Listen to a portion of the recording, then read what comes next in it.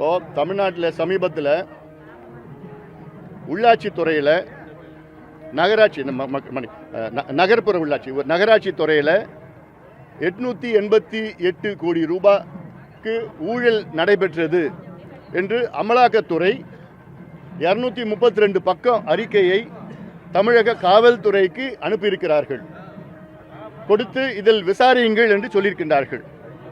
அதில் அண்ணா யூனிவர்சிட்டி அந்த ஆட்கள் தேர்வு செய்த நேரத்தில் ஒவ்வொரு நபருக்கும் பொறியாளர்களுக்கு 25 லட்சம் ரூபாயிலிருந்து 35 லட்சம் ரூபாய் ஒரு வேலைக்கு, கிட்டத்தட்ட 2500 வேலைக்கு 888 கோடி ரூபாய் வந்ததாக, அந்த பணம் ஹவாலா மூலமாக வெளி மாநிலங்களுக்கு வெளிநாடுகளுக்கும் சென்றதாக தகவலை 232 பக்கம் அறிக்கையாக அமலாக்கத்துறை தமிழ்நாடு காவல்துறைக்கு கொடுத்தது. இன்னைக்கு வரைக்கும் அதில் நடவடிக்கை எந்த நடவடிக்கை தமிழ்நாடு அரசு எடுக்கல. ஆனால் என்ன பண்ணிட்டாங்கன்னா, இந்த செய்தி எப்படி வெளியில் போச்சுன்னு அதுக்கு ஒரு விசாரணை. அமலாக்கத்துறையிலிருந்து இந்த செய்தி, அந்த அறிக்கை எப்படி வெளியில் போச்சுன்னு அதுக்கு ஒரு சிபிசிஐடி விசாரணை. இதெல்லாம் வெட்கக்கேடுயா. எல்லாம் தமிழ்நாடு ஆட்சியாளர்கள்லாம் வெட்கி தலையை குனியணும். அவமானமாக இருக்கு. ஊழல் நடந்ததுக்கு விசாரணை இல்லையா, அந்த ஊழல் நடந்த செய்தி வெளியில் போனதுக்கு விசாரணையா? எதுக்கே அவங்களுக்குலாம் நிர்வாகம், எதுக்கு அவங்களுக்குலாம் ஆட்சி? இவ்வளோ பெரிய ஊழல் நடந்திருக்கு, அதுக்கு விசாரணை செய்து துப்பு கிடையாது. ஆனால் அந்த செய்தி வெளியில் போனதுக்கு அதுக்கு வந்து சரி, அந்த அந்த அந்த செய்தி வெளியில் போனதுக்கு ஒரு அதுக்கு விசாரணை. இதே போன்று 4800 கோடி ரூபாய் மணல் கொள்ளை விசாரணை.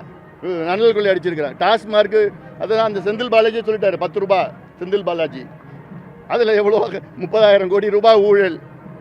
எல்லாத்துலேயும் ஊழல் நடந்துட்டு இருக்குது, லஞ்சம் ஊழல்.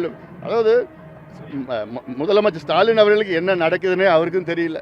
அவர் வச்சுக்கிட்டு ஏதோ ஒன்று அவங்கவுங்க கொள்ளடிச்சிட்டு இருக்கிறாங்க. நிச்சயமாக மக்கள் வந்து மிகுந்த கோபத்தில் இருக்கின்றார்கள். நானும் இந்த 100 நாள் நடைபயணத்தில் போய் பார்த்துட்டேன். மக்களுடைய மனநிலையை புரிஞ்சிருக்கிறேன். நான் மிகுந்த கோபத்தில் இருக்கின்றார்கள்.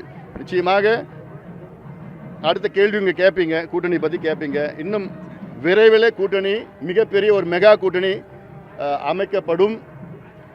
அந்த எங்களுடைய கூட்டணி நிச்சயமாக தேர்தலில் வெற்றி பெறும். உறுதியாக திமுக படுதோல்வி அடையும் இந்த தேர்தலில்.